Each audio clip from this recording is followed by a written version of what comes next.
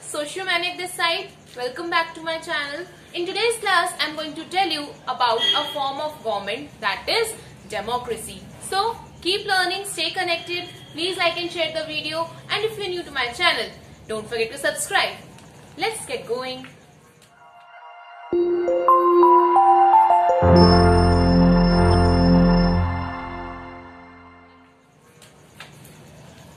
Okay, what is our topic?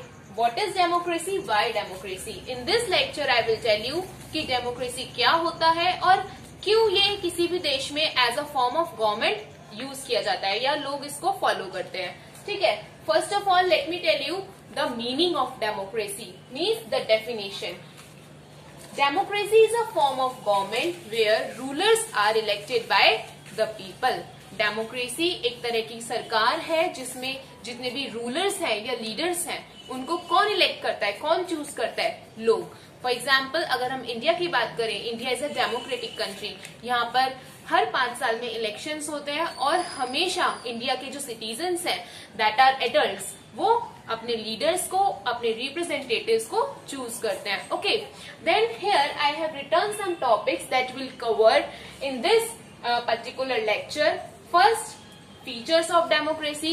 What are the characteristics and features of democracy? की इसकी विशेषताएं क्या है, डेमोक्रेसी में क्या क्या चीजें होती हैं, इसके गुण क्या हैं, एक तरीके से आप कह सकते हो. Then comes arguments against democracy and arguments for democracy. Means ऐसी कौन सी चीजें हैं, कौन से ऐसे पॉइंट्स हैं जो डेमोक्रेसी के अगेंस्ट में है और कौन सी ऐसी चीजें जो डेमोक्रेसी के फेवर में है. Okay, we'll learn this thing and then comes broader meaning of democracy की क्या हम किस तरीके से डेमोक्रेसी को देख सकते हैं, अलग अलग पर्सपेक्टिव क्या है डेमोक्रेसी को देखने के लिए. So first of all let's discuss features of democracy one by one. There are 4 features of democracy. Major decisions by elected leaders, free and fair electoral competitions, one person, one vote, one value, and the last one, rule of law and respect for rights. Okay, let's start.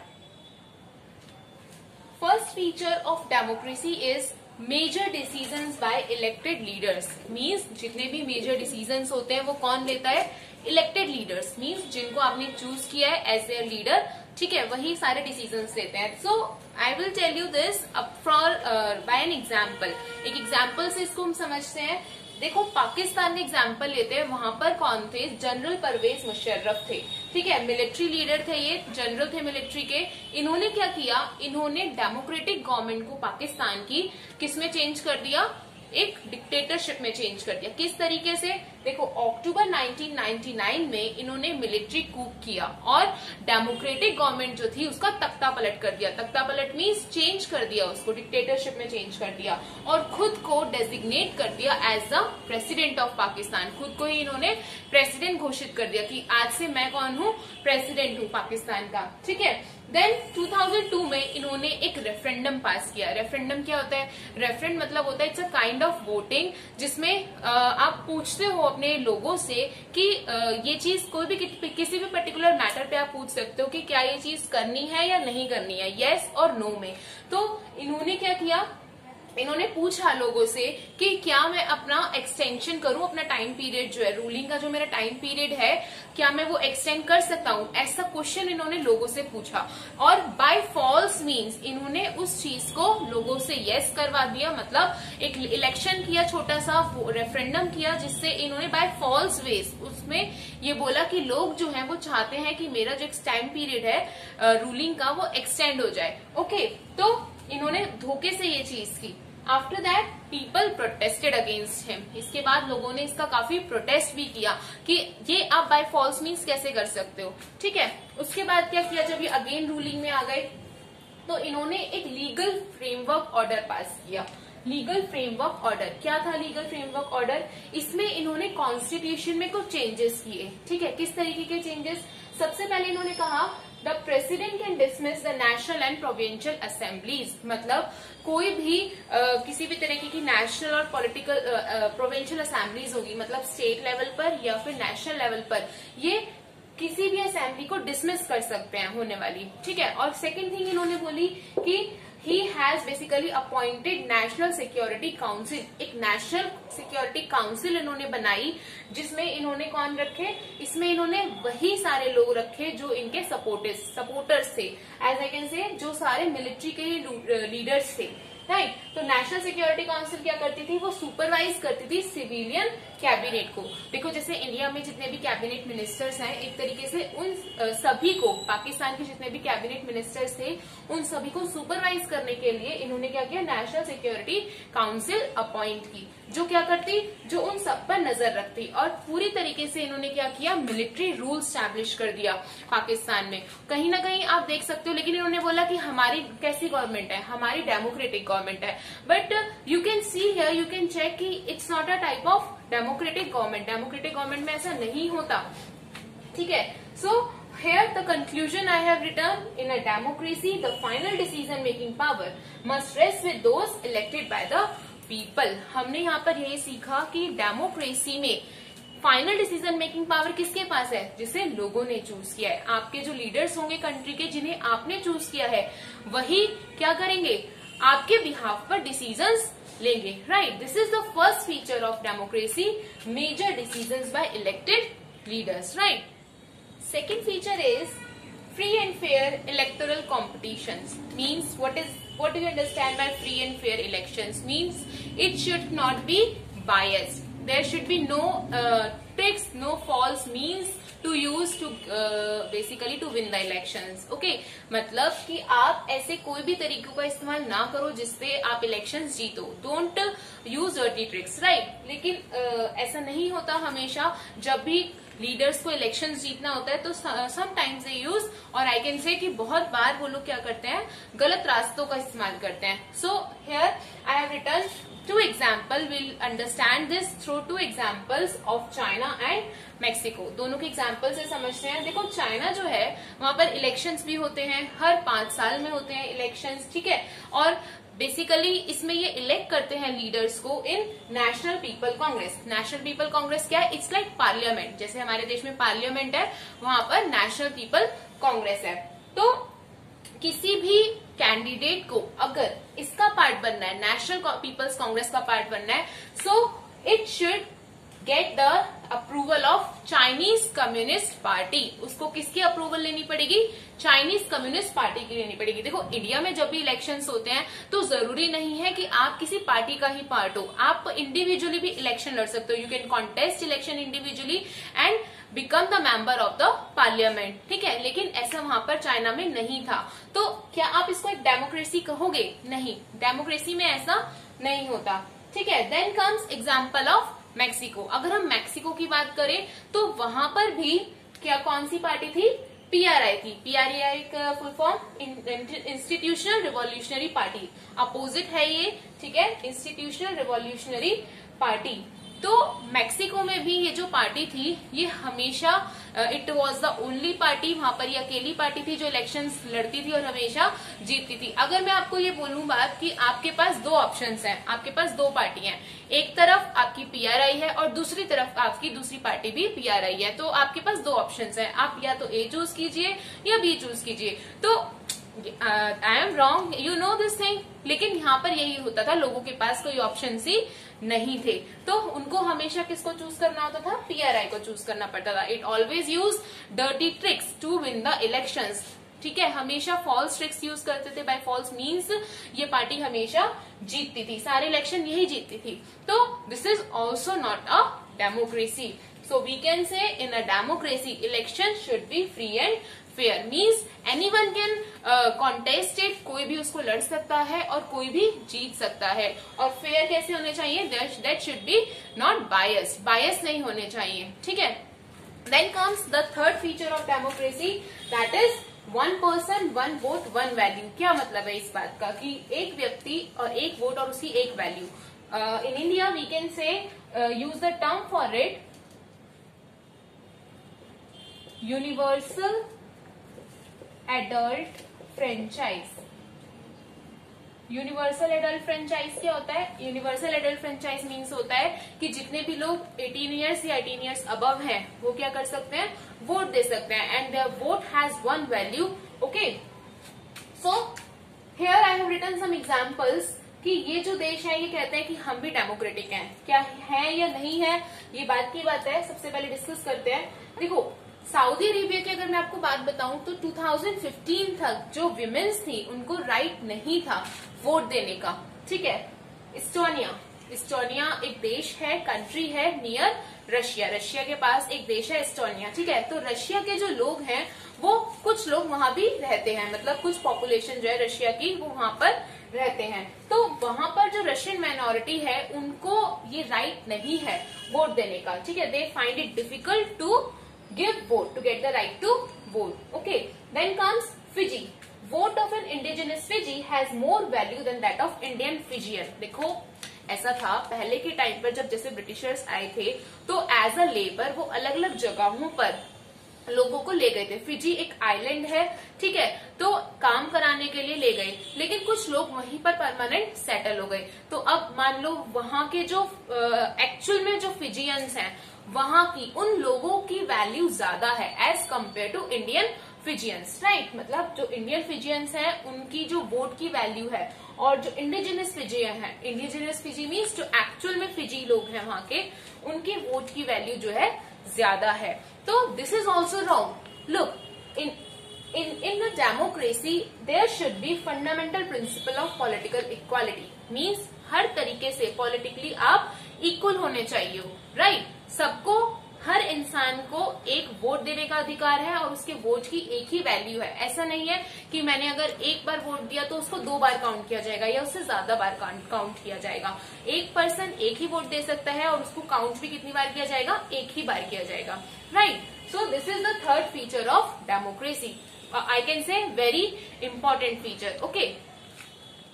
Then comes the last feature, that is rule of law and respect for rights. Look, first of all I'll tell you an example Zimbabwe, okay। Example से समझते हैं इसको Zimbabwe का। Zimbabwe कहाँ पर है? It's in south Africa, okay. Africa में है ये देश। और बेसिकली देखो जिम्बाब्वे की जो स्टोरी है उससे हमें डेमोक्रेसी को रिलेट करना है। देखो जिम्बाब्वे में इंडिपेंडेंस आई 1980 में। यहाँ पर एक बहुत स्ट्रॉन्ग पार्टी थी, दैट इज ज़ानू पीएफ पार्टी, और इस पार्टी का बहुत बड़ा रोल था इंडिपेंडेंस के स्ट्रगल में, ठीक है। तो ऑब्वियसली ये पार्टी का वहां पर रूल भी आना था जब ये क्या कहते हैं इंडिपेंडेंस इनको मिली। तो रॉबर्ट मुगाबे जो थे ही was the leader of the party, ZANU PF party के लीडर थे। और when Zimbabwe got independence in 1980 he declared himself as the president, ठीक है। प्रेसिडेंट इन्होंने क्या करा, खुद को इलेक्ट कर दिया। अब देखो प्रेसिडेंट तो ये बन गए और एक पर्टिकुलर टाइम पीरियड के लिए रहे, लेकिन उसके बाद इन्होंने अपना एक तरीके से रूल स्टैब्लिश करना शुरू करा। किस तरीके से? ये स्टार्टेड अनफेयर प्रैक्टिसेस इन इलेक्शंस, मतलब जीतने के लिए इन्होंने कुछ भी करा, मतलब काफी अनफेयर प्रैक्टिसेस की, ठीक है। He has amended constitution in his favour, अपने कॉन्स्टिट्यूशन को भी अमेंड किया, ठीक है। बहुत सारे चेंजेस किए, मॉडिफिकेशंस किए। देखो प्रोटेस्ट जो होते थे, अगर इनके खिलाफ कोई प्रोटेस्ट होता था तो इन्होंने बोला कि जितने भी प्रोटेस्ट होंगे कंट्री में वो इलीगल हैं, लेकिन डेमोक्रेसी में ऐसा नहीं होता। People are free to protest. Then TV and radio were controlled by the government. TV और रेडियो को भी गवर्नमेंट कंट्रोल कर रही थी, मतलब मीडिया भी था वो भी डिपेंडेंट था गवर्नमेंट पर। और जैसा कि हम जानते हैं कि डेमोक्रेसी में जो मीडिया है वो कभी भी डिपेंडेंट नहीं होता, इंडिपेंडेंट होता है। अगर मीडिया ही डिपेंड हो जाएगा तो वो वही करेगा जो गवर्नमेंट कह रही है, फिर लोगों को कैसे पता चलेगा? देखो हमें पता है मीडिया जो है वो एक सोर्स है जिसके थ्रू हमें पता चलता है कि गवर्नमेंट क्या कर रही है या देश में क्या चल रहा है। और अगर मीडिया ही डिपेंड हो जाएगा गवर्नमेंट पर, जो गवर्नमेंट कह रही है वही मीडिया करेगा, तो ऑब्वियसली लोगों को सही चीजों का पता नहीं चल पाएगा, right. And judiciary was also ignored by government. Judiciary पर भी पूरी तरीके से गवर्नमेंट का कंट्रोल था, मतलब अगर जुडिशरी कोई डिसीजन भी लेती थी तो इनकी जो सरकार थी, ज़ानू पीएफ पार्टी जो थी, वो उसको टोटली इग्नोर करती थी। So here I have written the conclusion that in a democracy a democratic government rules within limits set by constitutional law and citizen rights. मतलब ये जो हमारा फीचर है इसका मतलब ही यही है कि एक देश में डेमोक्रेसी तभी है जब वहां की गवर्नमेंट जो है वो किसके हिसाब से चल रही है, कॉन्स्टिट्यूशन के हिसाब से चल रही है। जो कॉन्स्टिट्यूशन में लॉज लिखे गए हैं उनको फॉलो करते हुए अपने डिसीजंस ले रही है और लोगों के राइट्स का भी पूरा ध्यान रखा जा रहा है। Okay look, we have discussed about the features of democracy कि किस तरीके से क्या क्या कैरेक्टरिस्टिक्स हैं डेमोक्रेसी की, ठीक है। After that comes some points, some arguments that are against democracy and that are in favour of democracy. ऐसी कौन कौन सी बातें हैं जो डेमोक्रेसी के फेवर में है और डेमोक्रेसी के अगेंस्ट में है, ठीक है। One by one let us discuss first arguments against democracy. सबसे पहले हम देखते हैं कि क्या ऐसी चीजें हैं जो डेमोक्रेसी के अगेंस्ट में है, नेगेटिव पॉइंट्स क्या है इसके, या आप कह सकते हो इसके डीमेरिट्स क्या है, ठीक है, नहीं पहुंच पाता, ठीक है। तो that is called as corruption. और जो डेमोक्रेसी का बहुत ही आप कह सकते हो ऐसा पॉइंट है जो इसमें होता ही होता है, ठीक है।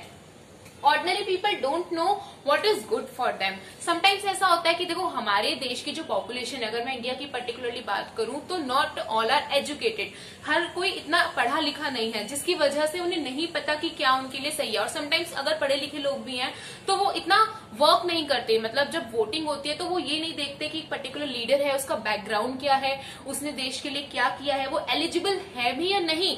वो बस क्या करते हैं, ठीक है, उन्हें लगता है कि हाँ हमारे कास्ट बहुत बड़ा रोल प्ले करता है यहाँ पे, लोग अपनी कास्ट के हिसाब से वोट दे आते हैं। तो क्या होता है अल्टीमेटली, क्या पता वो उनके लिए काम करे ना करे, है ना, बिना चेक किए कि क्या सही है क्या गलत है, they cast their vote. Okay, so this point is also against democracy. ये सब चीजें थी जो हमें बताती हैं कि कैसे डेमोक्रेसी नेगेटिव हो सकती है। Then comes points here I have written in favour of democracy. Democracy के क्या क्या फायदे हैं, merits. It is accountable. First of all, accountable. Accountable means here the leaders are answerable to the people. मतलब जो भी लीडर्स हैं, elected leaders, उनको जवाब देना है लोगों को कि उन्होंने एक्चुअल में क्या काम किया, क्यों किया और क्या रीजंस थे उसको करने के, ठीक है। ये सबसे बड़ा फायदा है डेमोक्रेसी का कि लोगों को, जो लीडर्स हैं उनको लोगों को जवाब देना है। Then quality decisions. देखो आपको पता है कि lots of people are involve in democracy. Democracy में बहुत सारे लोग इन्वॉल्व होते हैं। देयर आर डिफरेंट लेवल्स, है ना, अलग अलग लेवल्स हैं। सेंट्रल पे गवर्नमेंट अलग काम करती है, स्टेट पे अलग करती है और लोकल पे अलग करती है। लेकिन ये सभी लोग किसके लिए काम करते हैं, एक पर्टिकुलर कुछ लोगों के लिए काम करते हैं, देश के जनता के लिए काम करते हैं। तो ऑब्वियसली ये सभी जब इतने लोग मिलकर डिसीजंस लेंगे तो क्या होगा, क्वालिटी डिसीजन होगा। देखो इसका ना दो बातें हैं। पहली चीज अगर मैं इसके फेवर में बोलूं तो क्वालिटी डिसीजन है, लेकिन दूसरी तरफ यहाँ पे पॉइंट आ जाता है कि it leads to delays also. अगर हम इसके अगेंस्ट में देखेंगे तो डिले ऑब्वियसली जो देर से काम होते हैं वो इसीलिए होते हैं क्योंकि उसमें क्या हो जाता है, बहुत ज्यादा टाइम टेकन प्रोसीजर हो जाता है। It enhances dignity of citizens. देखो डिग्निटी भी लोगों की एनहांस करके रखता है। जैसे मैंने आपको बताया पॉलिटिकल इक्वालिटी, लोगों के राइट्स का ध्यान रखती है डेमोक्रेसी, तो इससे लोगों की जो शान है, डिग्निटी है, वो बनी रहती है। Better than any other form of government. How? Look, there are also the forms of government like monarchy, dictatorship. Monarchy में राजा का या रानी का रूल होता है। डिक्टेटरशिप में मिलिट्री, मतलब कुछ ग्रुप ऑफ पीपल, जैसे हमने पाकिस्तान में परवेज मुशर्रफ का देखा, मिलिट्री रूल था वहां पर। तो अगर हम डेमोक्रेसी की बात करें तो ये बाकी गवर्नमेंट से क्या है, बहुत अच्छी है, ठीक है, क्योंकि यहाँ पे लोगों को बोलने का मौका मिलता है, लोग अपने हिसाब से चूज करते हैं अपने लीडर्स को, right. Then it provides a method to deal with differences and conflicts. As you all know, India is a diverse country. Means यहाँ पर diversity है, अलग अलग तरह के लोग रहते हैं जो अलग अलग languages बोलते हैं। They belongs to different culture, they have different traditions, customs, they belongs to different caste. Okay, तो इन सभी के जो differences और conflicts arise होते हैं उनको भी कौन डील करता है अच्छे से, डेमोक्रेसी डील करता है। Hope you have understood the meaning of democracy, its features, it's arguments की क्या क्या इसके फायदे हैं, क्या क्या इसके नुकसान है। Now I am going to tell you a broader concept of democracy. Okay, let's see this, let's understand the broader concept of democracy. Look, as you all know, in our country it's a representative democracy. Representative means where we choose our representatives, those who work on our behalf, those who take decisions according to the needs of the country, according to the needs of the people. So here we have to discuss representative democracy. As I have told you, क्या होती है representative democracy, जहां पर लोग अपने लिए कि क्या वो चाहते हैं, किस तरह की वो इकोनॉमी चाहते हैं, किस तरह की वो सोसाइटी चाहते हैं, किस तरीके की वो उनका विजन क्या है अपने देश को लेके, उसी तरीके से वो अपने लीडर्स को चूज करते हैं, अपने रिप्रेजेंटेटिव्स को चूज करते हैं जो उनको रिप्रेजेंट कर रहे हैं। देखो एक तरीके से हम उन्हीं लोगों को चूज करेंगे जैसे हम हैं, है ना। आप कोई भी चूज चीज करते हो तो वो अपने हिसाब से करते हो ना। तो इसी तरीके से इंडिया जो है, इंडिया कंट्री जो है वो अपने रिप्रेजेंटेटिव्स उसी तरीके से रखती है जिस तरीके का वो विजन रखती है, जिस तरीके की उसकी ओपिनियंस है, right. Then why is it necessary? Representative democracy क्यों जरूरी है, क्यों अपने रिप्रेजेंटेटिव्स को चूज करना जरूरी है? देखो, large number of people practically impossible to include all in decision making. देखो, अगर हम डिसीजन मेकिंग सबको ही दे देंगे, हम बोले कि जितने भी देशवासी हैं कल से वो सरकार देश चलाएंगे, तो क्या ये पॉसिबल है? नो, क्योंकि यहाँ पर बहुत सारे डिफरेंसेस हैं, हर किसी का अपना अपना ओपिनियन है, तो हम एक डिसीजन पर पहुंच ही नहीं पाएंगे। इतनी बड़ी जनता है हमारी, सेकंड लार्जेस्ट पॉपुलेशन है हमारी कंट्री की, ठीक है। तो बहुत सारे लोग जो है मिलकर वो एक देश नहीं चला सकते। उसके लिए कुछ लोगों की जरूरत है जो उन सभी के बिहाफ पर क्या करें, डिसीजंस लें, right. Then comes people don't have the time, desire और the skills to take decision. अब सब प्रैक्टिकली अगर हम बात करें तो सबके पास वो क्वालिटी भी नहीं है। They don't have skills, they don't know how to run the country. देश को कैसे चलाना है, क्या क्या नीड्स हैं देश की, ठीक है, किस तरीके से देश की डेवलपमेंट और ग्रोथ करवानी है। तो इसके लिए हमें कुछ लोगों की जरूरत है जो वेल ट्रेन्ड है, वेल एजुकेटेड है, and those who have good skills. Okay, you can here check the lecture people as a resource. आप यहाँ पर प्रेफरेंस ले सकते हो वहां से, उस लेक्चर से, जहां पर हम जानेंगे कि किस तरीके से ह्यूमन रिसोर्स है वो एक देश को चलाने में मदद करता है, right. No country is perfect democracy. कोई भी देश जो है वो परफेक्ट डेमोक्रेटिक नहीं हो सकता, हर चीज में कुछ डिफेक्ट्स होते ही होते हैं, ठीक है। लेकिन इस चीज को करेक्ट कौन कर सकता है? उस देश के लोग, सही डिसीजंस लेके, सही लीडर्स चूज करके, और अपने राइट्स, अपनी रिस्पॉन्सिबिलिटीज, अपनी ड्यूटीज, इन सभी को ध्यान में रख के हम एक परफेक्ट डेमोक्रेसी बना सकते हैं और एक अच्छा एग्जाम्पल बन सकते हैं डेमोक्रेसी का। Hope you have understand this topic. If you have any doubts you can ask me, okay, in the comment section. If you like the video, give it a hit, share and subscribe, and don't forget to press the bell icon. Thank you for watching.